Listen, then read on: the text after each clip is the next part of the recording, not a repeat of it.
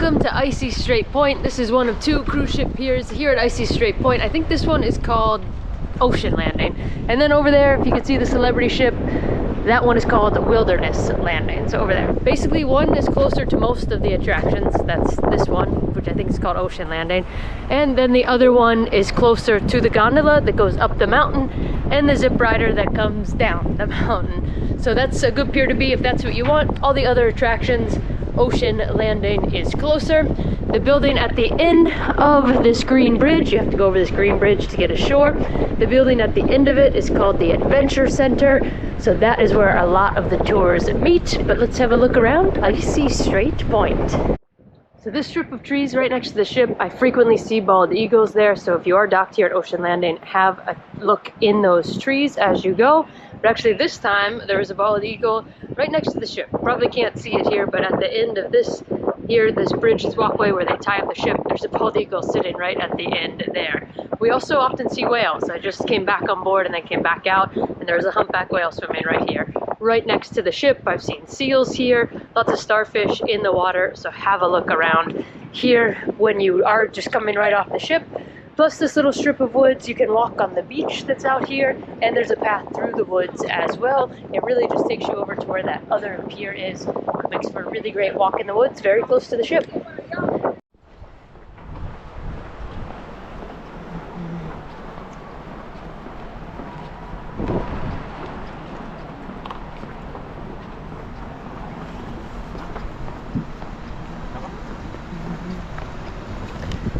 This is the Adventure Center. That's where a lot of the tours meet. There's that blue cart that just passed me, so that's a passenger assistance cart. Picks guests up near the ship and then comes out here into Icy Strait Point. So you can come this way if you would like to do so. You can hop on that cart.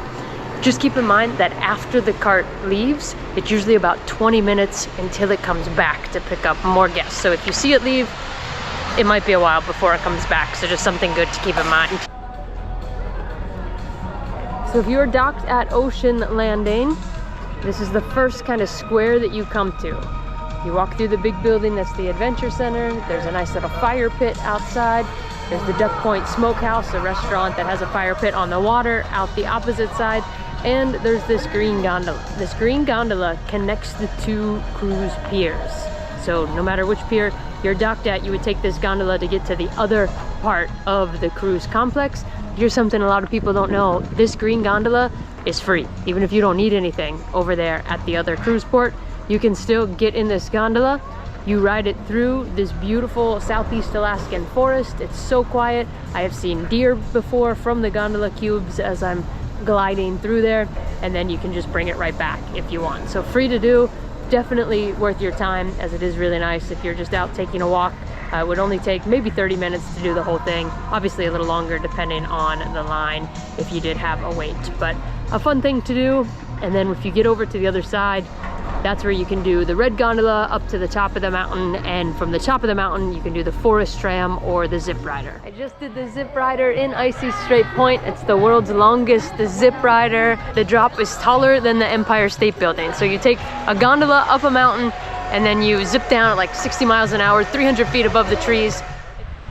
Here in Icy Strait Point, when you first come from the ship, if you go to the right, you get to the rest of the Icy Strait Point complex. So there's a beautiful orca statue that you will go past. Then you'll get into some of the shopping and dining options that Icy Strait Point has to offer.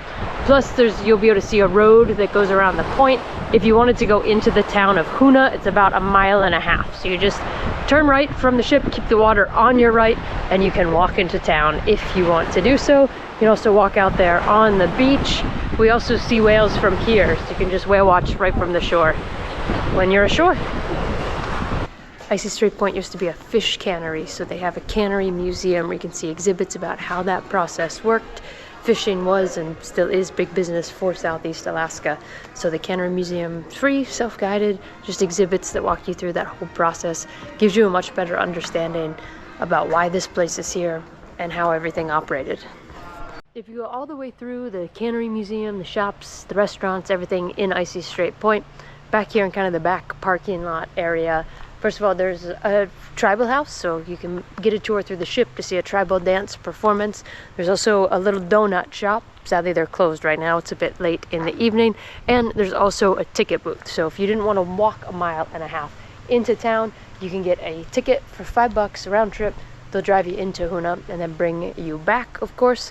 What I always tell guests, though, is that just keep in mind that Hoonah is a very small town. So if you want that look at an authentic, small Southeast Alaskan town, Hoonah is probably your best bet on your whole Alaskan cruise. Less than 1,000 people live there.